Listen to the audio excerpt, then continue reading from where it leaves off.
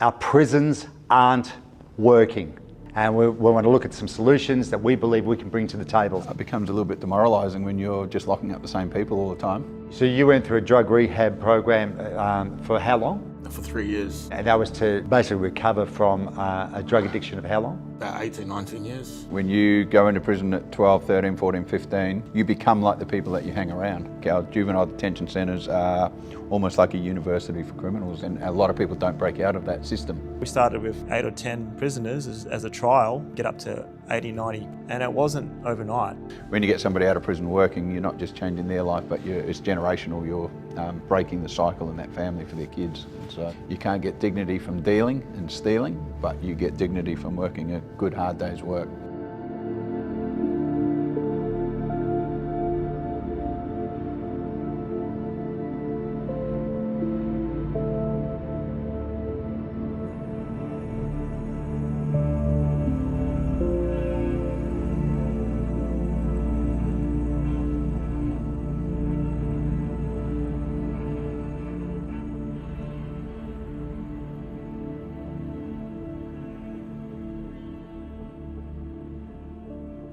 Today we're going to talk to 4 unique individuals about some of their stories, and the theme of today's conversation is our prisons aren't working. And we want to talk about why, what's all that about, and we want to look at some solutions that we believe we can bring to the table. So I want to introduce you to Chris. Chris, tell us a bit about your story. All right, so I spent 15 years with the WA Police Force. Half that time in uniform, half as a detective, and I think I joined the job to make a difference, but after 15 years just became frustrated at the recidivism rate, just seeing people coming in and out and in and out, even seeing well-meaning people that wanted to come out and turn their lives around and change. Just went through, faced lots and lots of obstacles. And I think one of the biggest obstacles was not being able to find employment when they got out. And I saw people that would apply for job after job after job, but because of their criminal records, they'd get knockback after knockback after knockback and end up just going back to their old ways. Everybody's got to make a dollar somehow, and so that's what I observed. So Chris, as a policeman, why did you even bother to care about what happened to these people that you were locking up? It becomes a little bit demoralising when you're just locking up the same people all the time, and you know, it's a tremendous cost to taxpayers to lock these fellas up and to lock them up and to see them get worse, not better, becomes incredibly frustrating. What happened to you for you to be here 10 years later? We're going to talk about your program, Thrive Integration. What happened to you? I just thought there's got to be another way. I think the definition of insanity is to keep doing the same thing over and over and expect a different result. Yeah. So, yeah, I thought there's got to be another way. There's got to be another way. I remember sitting with my son. I had a coffee with my son one day, and I was having a whinge. I was saying the government should do this and the government should do that, and prisons aren't working. And my son looked me straight in the eye and he says, "Well, why don't you do something about it, Dad?" So. And what happened? I think through what I could only describe as a divine encounter, I met Jerry Hanssen. Yep. And Jerry's the owner of a large construction company called Hanssen Construction. We've got the general manager with us here today, and Jerry said he would open his doors to give people coming out of prison a second chance. I said to Jerry, I'd love to set up a boot camp, and Jerry said, well, I've got the perfect boot camp. I own a construction company. And so Jerry opened his doors and continues to open his doors to this day, 10 years later. And he's employed hundreds and hundreds of men and women coming out of prison. And a lot of them are still with him, but a lot of them have also used that as a stepping stone to get to the mines, to get to other construction companies and to move forward. So that's beautiful. That's beautiful. We'll talk a little bit more about that later. Sam. Hi, how you going, Tom? Yeah, good. Tell me a little bit about yourself. How did you end up here at this table? So I work for Hanssen Construction. Yep. I first met Chris on a telephone call, actually. I called him from prison, Acacia Prison. I was about to get released. I was already at the point in my life where I'd spent about 8 years in 8 years in jail. Straight or backwards and forwards? Nah, in and out. Yep. Yeah, the longest I did was 22 months. So all my sentences were sort of like that, similar sort of time to that. Yep. I'd had enough. I knew that that crime wasn't paying for me. Where did it all start for you? So I left school, dropped out of school 3 days into year 11. Yep. I was living with my dad up in Broome, my hometown. And I was drawn to hang around people that were doing drugs, smoking weed to begin with, and in a short period of time after that, I was doing crimes like burglaries and stealing cars and hanging around that kind of crowd. So okay, let's go back to that. So your first burglary. What I mean for you to go from okay kid at school, never involved with police, to then burglar. That's a huge jump. Actually, somebody that I knew crossed paths with him during the night, and he said, "Come with me. I need you to help me with something." Yeah. And when I got to, I agreed. Yeah. Because I was always I was following people like that, and when I got to where we were going, it was actually a burglary that he'd already. It was a house that had already been broken into and half robbed. So I helped him. I helped him finish with this burglary. That was my introduction to. And how did it feel the first time you did something that you knew? Did you know it was against your own conscience? No, I thought. It was against my conscience. It did feel wrong, and I kind of like hard to believe that I was doing that, and I was. And thinking like I could be caught at any minute, like caught doing it, like the police could show up or. How old would you have been at that 15. stage? 15. Okay. And I was starting to do crime, burglaries and things like that, mainly to fund my drug habit. And when was the first time you ended up in prison? 15. At 15. Yeah. And what was your experience like? I mean, that's a minor. So that's how did it? Well, so I was pretty scared. I was pretty scared to actually. I got escorted by a couple of detectives from Broome on the plane down to Rangeview. So I remember being pretty frightened when I got there, and when I got there, I spent probably half a day in a cell waiting to get processed. And when I did get processed and ended up in the unit, it was pretty wild. But within a week or so, I survived, and I made some friends, and I got comfortable enough. So pretty soon after they didn't keep me there long. Like, they kept me there a few weeks and then let me back out because I was so young. Yeah. But within a couple of weeks, I was back out doing burglaries. Right. Richard, appreciate you being here. You've been involved with Hanssen for quite a while. Tell us a bit about your background and why you do what you do today. My first break-in was I already broke it into a house. I didn't get involved with the police or the law until I was about 20. Right. Where I did my first jail sentence. But I've been in the drugs and crime breaks and stealing since high school. And after I went to jail the first time, I was on drugs, meth mostly, for nearly 20 years. Right. And after I got out of jail, when I was in jail, I actually met Christ and wanted to come right, so I went through rehab, and that's how I met Chris, who brought me to Hanssen Construction. Yeah. And it worked out that I came to the yard, which I know that's where I belong. And I do what we do mostly because if one of us is failing, in a sense, all of us are failing. Right. And so yeah. So you went through a drug rehab program for how long? For 3 years. For 3 years, and that was to basically recover from a drug addiction of how long? About 18, 19 years. Right. Yeah. And so and you've been in Hanssen for the last 6 years at the end of this year, I think it is. Well, I'm in my 6th year now. From what I can see, one of the most trusted folk to work with a lot of people that have gone through their own struggles. What is it about what you do that helps people? I think it's mostly about the mindset. I'm talking about helping people see things from a different point of view from where they're used to seeing it. Yeah. That's why I try to get people to see things, to enjoy their job regardless of what they're doing, rather than just seeing it as a paycheck or looking forward to the future. What are their goals? How are they helping them like that? There's no method. No method? No That's method. good. Everybody's different. Yeah. So every approach is different. What are some of the things you personally feel challenged about in your role? People want a job, but they don't want to work. Or not willing to work hard, you know. Right. Or not really wanting to give up the drugs.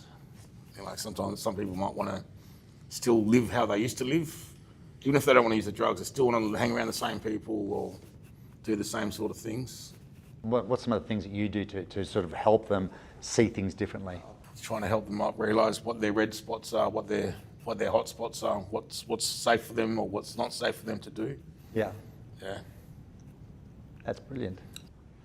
Darren, I appreciate you being here. You're Managing Director of Hanssen Construction, and you've been around this from its inception. Tell us a bit about your experience and why you're involved in it. We started about 10 years ago, like you say, and at the time I was just a site manager in a position of management.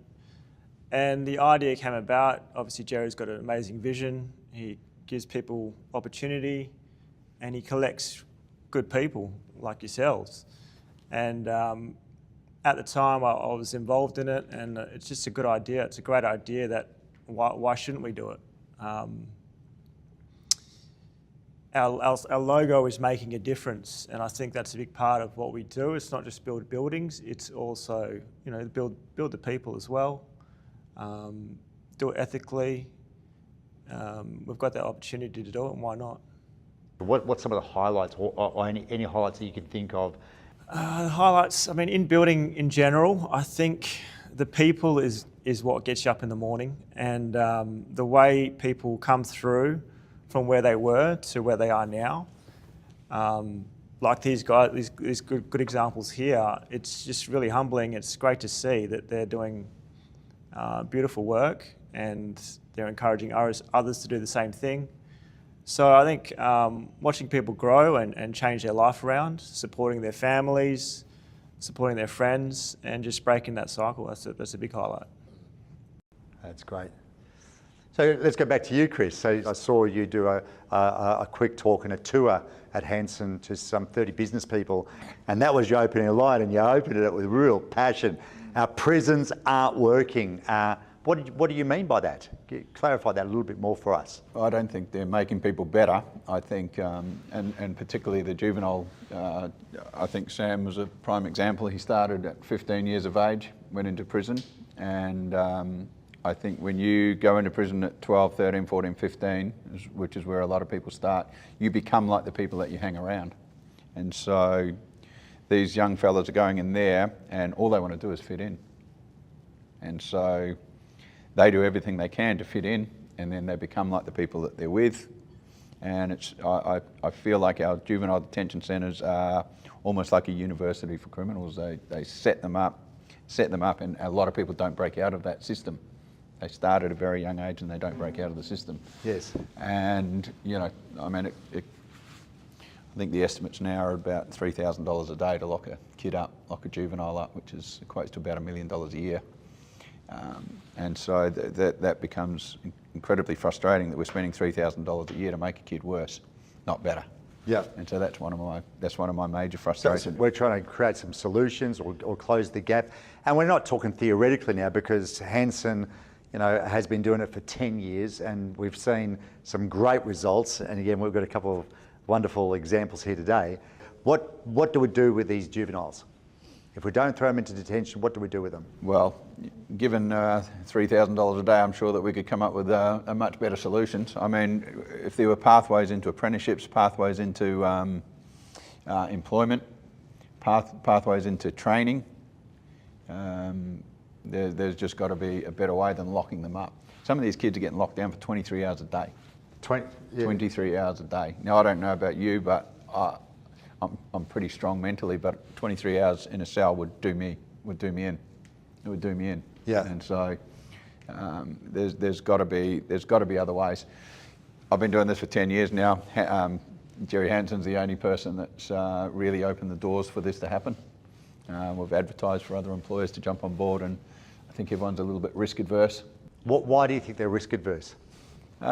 Because I guess you would immediately jump to what could go wrong rather than, what could go right.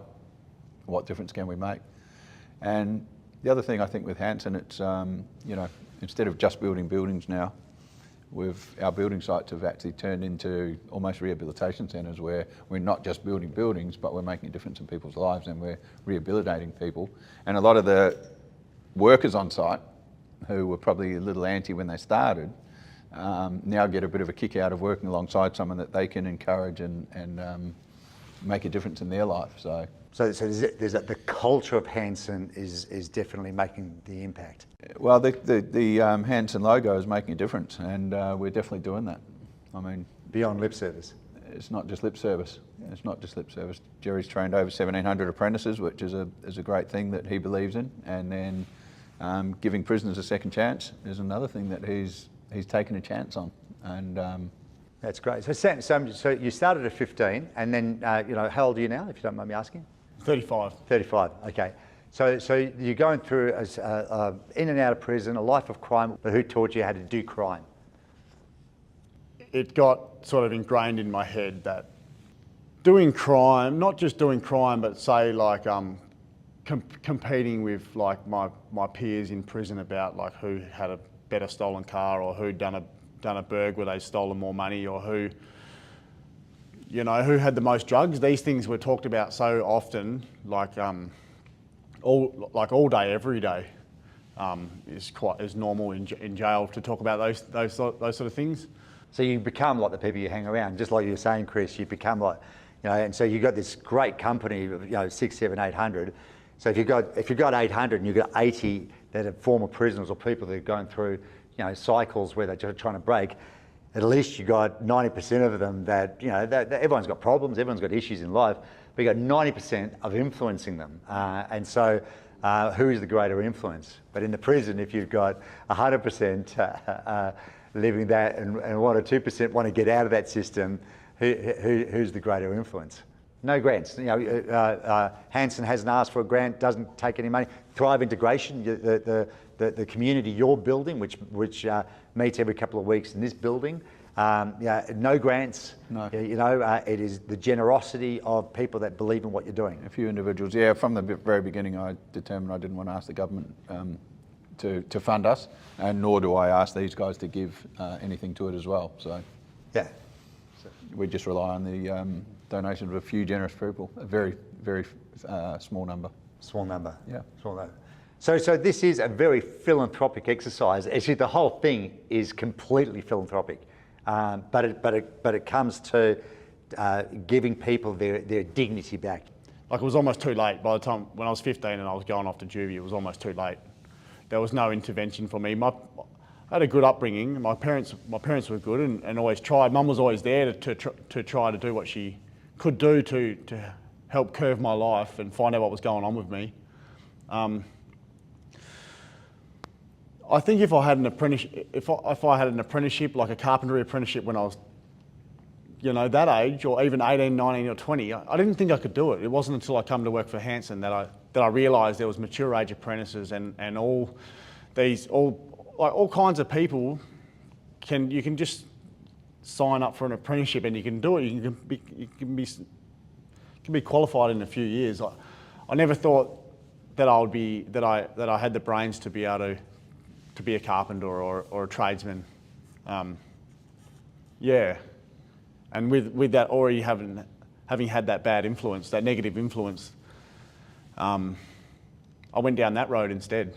Right. And you say there are going to be those people that just choose, that they just choose to do crime. But there are, I would say, there are quite a majority of people, quite a lot of people that don't know what to do else. They're stuck in a cycle and need to be nudged out of that, let's call it a rut, let's call that thing that, what else do I do? This is all I know. And so, And part of this conversation is that our prisons aren't working. We believe that we've got an incredible model that has been developing over 10 years and continues to, and we're looking to open up doors to agencies, companies, 5 people, 10 people, 100 people. What are your thoughts? I'll make a comment on that. Hanssen is not a charity either. It's definitely two ways. So it's not like we don't get anything from this. We get some great workers who become leading hands, become foremen, some of the best workers in their trade or their area. So it definitely helps with, especially during the downturn in labour after COVID. That was always an issue, especially in WA. So it definitely benefits the company as well. Yeah. I ask everyone 2 questions when I do the initial interview. One is do you want to change, but 2 is do you want to help somebody else in the process? And so I encourage everybody to reach back and pull somebody else out. And the guys that do the best in the program, the guys that actually thrive, are guys like Richard and Sam that are paying it forward. Yes. They're not just, okay, I've got a job now, but they've got a job with a purpose where they can encourage other people and sow into other people's lives. That's why I called it Thrive. Yeah. I was born to thrive, not just survive. Yeah. And when we thrive, when we're helping others. Some of your old friends, what do they think of what's happening to you? Some of the people that you used to associate with, do you associate with them anymore? Not that often, to be honest. Like I used to. That's been a lesson that I had to learn the hard way as well. Like I've had to change my my circle and my choices. Like I can't go and I can't take the message of this thing that we have with Thrive into every circle. Yes. Because not everyone's ready to hear it or willing to hear it. Some people know that I'm working already, or they've seen my post on Facebook, or they've heard, and they might say, look, they reach out in some capacity, you know. Yeah. That's awesome. So the best thing you can do for your friends is just keep moving forward and. Yeah, that's it. I've learnt. It's not all about me and about how I've got a job and how I'm doing really well, because I know that a few bad decisions, a few bad choices, or a late night out, it's all gone, and no job, and I'm you know, no good. It's no good me talking about it and not doing it and putting in an effort. Yeah. I mean, I could have easily gone down the wrong road as a kid growing up. I lived in Armidale for the first 15 years of my life. Had a single mum. She raised 2 young boys by herself. She worked 3 jobs. So divorce, had bullying, moved house, all those things. I could have gone the wrong way easily. Absolutely. And that can happen to anyone. Especially living in Armidale. Especially in Armidale. So luckily I moved to Murdoch about that time as well. But you can make a wrong decision, and I think a lot of these guys coming through is just, you know, 1 or 2 stupid mistakes. It can change your life for the wrong. Yes. And it definitely influences the rest of your life, but it's about turning that around. So. And we've got the culture. That's what's so enjoyable. We've got a culture is quite miraculous. You know, people often don't know how you do it, but they know they're walking in a very unusually wholesome culture. They feel it. It's almost nerve-wracking because it's just. I thought this was supposed to be just a workplace. But there's this sense of family, and it's just a wonderful thing watching it brew and develop into something that's bigger than any one of us. But our culture had to be right. I think, you know, 10, 15 years ago, it probably wasn't right. And we had to do a few little changes, or say big changes, to get us ready to actually do this thing. And we started slow. We started with, I think, 8 or 10 prisoners as a trial, and it just snowballed from there. And people think, oh, how did you get up to 80, 90 prisoners, ex-prisoners? And it wasn't overnight. It was a long process. We slowly improved things, and it just snowballed, and it was organic, like we said. Yeah. We even got one working for a particular city council as a trial run, and we get excited. We've got to tick all the bureaucratic boxes. Everyone's nervous, you know. And it's taken the mystique out. You know, they're just people. It's just somebody want to have a crack, want to have a go in life, and what we're doing is not new and it's not unique, but it's wonderful. There's things like this happening all over the world. but you've got to have the heart to say, I'm in, I want to get involved at your capacity. And so if you've got 10 employees, you can have one former prisoner or person that's gone through the correction facility easily. Just give them some work, you know. I think the thing that thrills me the most is when you get somebody out of prison working, you're not just getting them a job, but every night they're going home to their kids. And so, you know, monkey see, monkey do. Your kids are going to do what you do, not what you say. And so if they see their dad's going to work every day, those kids are going to grow up and do the same thing. So when you get somebody out of prison working, you're not just changing their life, but it's generational. You're breaking the cycle in that family for their kids. And so the flow-on effects is huge. Extraordinary. So your mum and dad, what do they think about what's going on in your life these days? Yeah, mum's really happy. Yeah. Mum and dad are both really happy. Mum shows it more. Yeah. Mum's better at articulating it. Yeah, no, my mum, my dad, and my whole family are extremely happy with how I've been going since getting out. You know, like I've actually been released 5 times from 5 different sentences. I haven't gone back to drugs, and I haven't needed to bring my parents to bail me out or any of those things. I bet they were. I've been doing all my life, you know, even into my 30s. So Wow. yeah, so that's yeah, I'm proud to say that now. Yeah. Yep. Never too late to change. Never too late to change. Very well. I think, like Sam said, working a job's not easy. Some of these boys are up at 5 o'clock in the morning catching trains and buses, because a lot of people come out of prison without driver's licences, so they're literally up at 5 every morning, getting to work. They've got to be there at 7, they've got to be drug-free, they've got to work around other men that hold them accountable. Yes. And nobody gets anything for nothing. Although Thrive Integration is a charity, it's not welfare. We don't give people something for doing nothing. They work an hour, they get paid an hour. They work hard, they get paid. And so that brings dignity. You can't get dignity from a dole check. You can't get dignity from dealing and stealing, but you get dignity from working a good, hard day's work. Yeah. Again, turning boys into men. Turning boys into men. And of course, we're here just talking to the men, so we deal with a lot of women, but we're discussing specifically just here in this situation about men. Boys, often they might be grown-up bodies, but they think like boys, and they still, they spit the dummy, so to speak.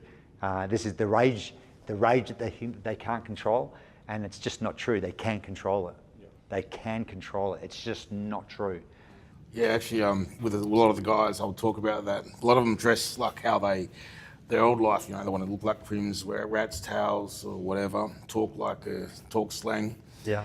And I'll put them on, are you a man? I get them to ask, what is a man? Does a man follow every other man? Does a man care? Because they all say they don't care what anyone thinks of them, then why are you dressing like this other person you look up to? And, you know. And so what we're trying to do also is as I see, is to stoke the fire of masculinity, of being a real man, you know, standing up for what's right. Being somebody that, you know, if you find a partner in life, that they feel safe around you. You know, these are the ongoing things, the effects of life. And just being able to be in an environment where you can work an honest day's job, earn your money, pay your way in society, and without welfare. I say to people, listen, if you've got an empty cup, we get it. We'll help you fill your cup. Once your cup's full, don't be greedy and get another cup for yourself. Let it overflow to some other empty cup. Just let it overflow. But we don't expect you to give if you haven't got it. Well, we're going to train you. We're going to help you to have those fibres inside you to be a man, so that as you start to flow and it's genuine, other people instantly catch it. They benefit from it. It's good. It's just an honest conversation. We want to get to employers. I'm telling you, there's something beautiful about that overflow of your life reaching into somebody that is falling through the nets of society. And prisons, in many ways, are the perfect vehicle to hide the broken, to hide the loss. And that's why I believe, like Chris and like everyone in this room, our prisons aren't working. We're not attacking government. We're not attacking the prison system. We care about the individual. And so on that note, is there anything else? What's a final note? What would you like to say to employers? I say to everyone when I give them a job, I say if you do a good job, you're going to open the door for more guys coming out of prison. But if you go on site and absolutely stuff it up, you're going to spoil it for everybody. And in the last 10 years, we haven't had anybody that's done anything detrimental to bring the program down. That's extraordinary. Yeah. Knowing the records, the background, that's extraordinary. That's beautiful. I'll say something. It's not hard to do. I live by, in my working career, I like the Nike slogan of just do it. Just do it. Because sometimes when I question myself, or there's a hard task, I just remember that, just do it. Stop asking questions, stop worrying about, what could go wrong. Things are going to go wrong, but that's how you learn and you get better. So start with one ex-prisoner. There's going to be a support network there helping. See how it goes and flow from there. Get 2, get 10. That's how we started, and that's where we are now. Beautiful. Yeah. You get a lot of joy from seeing people thrive as well. Some people have failed, whether for whatever reason, gone back to jail, gone on drugs, but got a taste of what it is to move forward. And we still don't let go of them. Gone on to really. other companies and all the rest of that. They know that we're here for them and that we care when they get back out. When they're ready. Sam, what do you say? What's the last word to a potential employer, to government? What are your thoughts? There's a lot of wasted talent, I think. Yes. A lot of people, like myself, have spent years in prison. I think I'm a good worker. I come in and I listen and I want to do a good job. I want to be a team player. I want to be I want to be someone that gets along with my team, my workmates, and I want to produce a good end result at the end. Like I want to be able to stand back and say, "Oh, I was a part of that," And there's lots of people like, and I've learnt from a lot of people like that. Like Richie, for one. Like Richie's the first guy that I come to work with at the yard, and I knew from there that it was. Because I didn't really know how it was going to turn out when I started work, or what it was going to be like, or whether I was going to become invested, and now I am. So, and there's like Darren said it before, like there's guys that are leading hands in that, people that I look up to, people that I learn from. So yeah. Yeah, brilliant. Well, hey, listen, guys, I really appreciate just again, it's an unscripted, open conversation. And on that note, I want to reach out to you as in the community around Western Australia, government agencies, employers. Whether you see this as a direct video that we sent to you personally, we're making it very personal. We're going to give you some contact details. If you see this on socials, you'll have some contact details.